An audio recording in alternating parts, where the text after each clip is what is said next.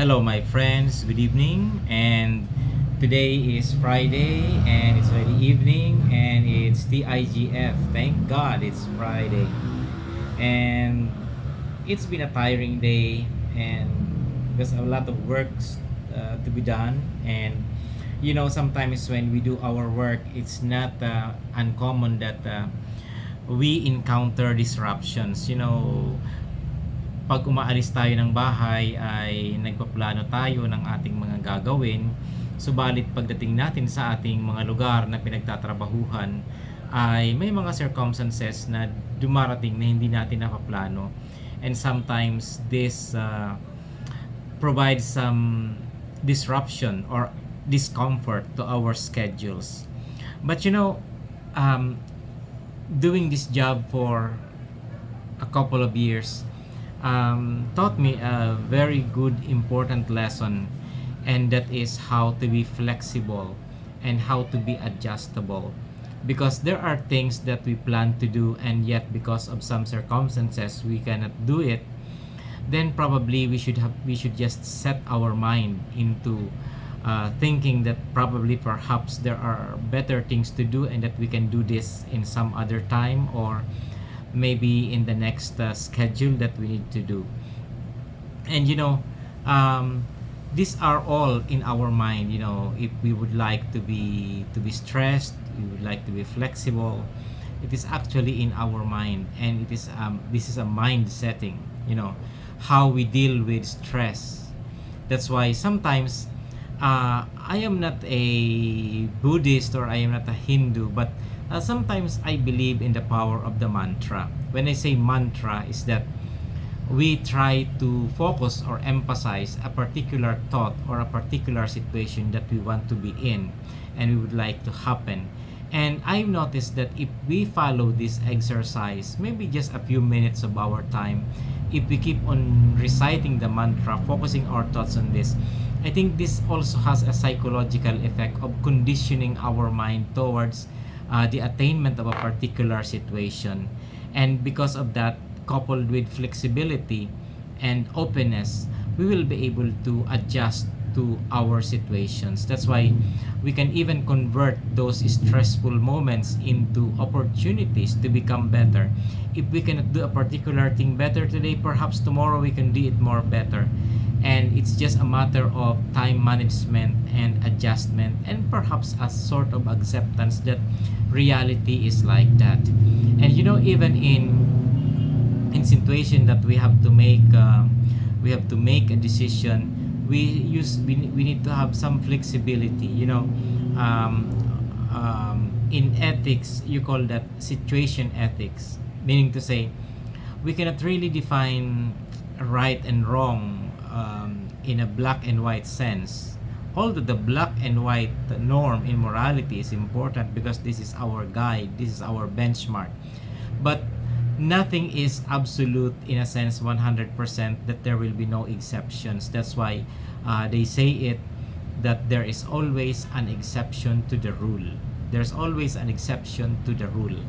And but let us also take note that the exception to the rule is only an exception, and it is not meant to be the regular things to be done. And it's quite a little bit of balancing and trying to study the situation and consider the appropriateness of the particular situation.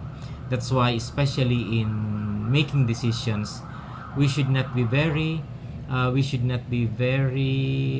rash in making decisions, especially if our emotions are compromised, or especially if we are in situations where there are emotional tensions.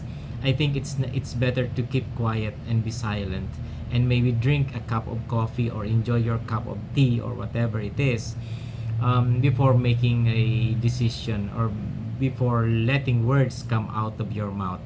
Because when our mental state is not okay, or maybe if we are under stress, under duress, or if we are under an emotional situation, it always so happen that we do not make the right decision, and later on we are going to regret that we have said such a thing, or we have done such a thing. remember that the we are judged not only because of our actions, but primarily our intentions, because the mother of all our actions are the intentions that we form in our mind.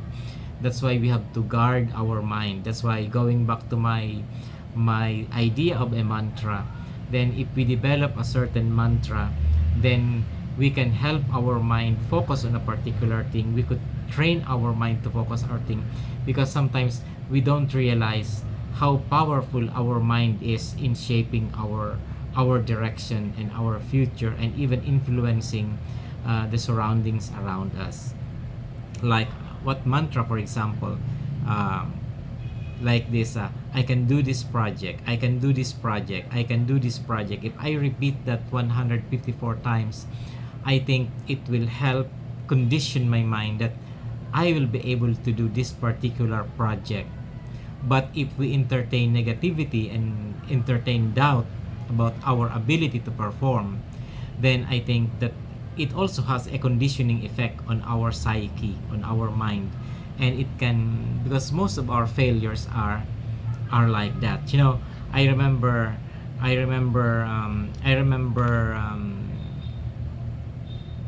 going to the what's that in the firing range. So I was able to hit the target most of the time. So what's the secret of hitting the target most of the time? The secret is focus. If you think that you're going to hit the mark, you will hit the mark. But if you entertain doubts that you will not hit the mark, you're going to miss it. I'm sure of that. That's why we need to take care of our minds. We have to train it, and we have to be very careful, so that we'll be able to maximize the potentials of our minds. So my friends, thank you again. It's time for me to go home, and I've heard that there's a low pressure area somewhere, and we also experienced several minor earthquakes. Just this noontime, when I was sitting down, my chair was moving. I thought, what was that?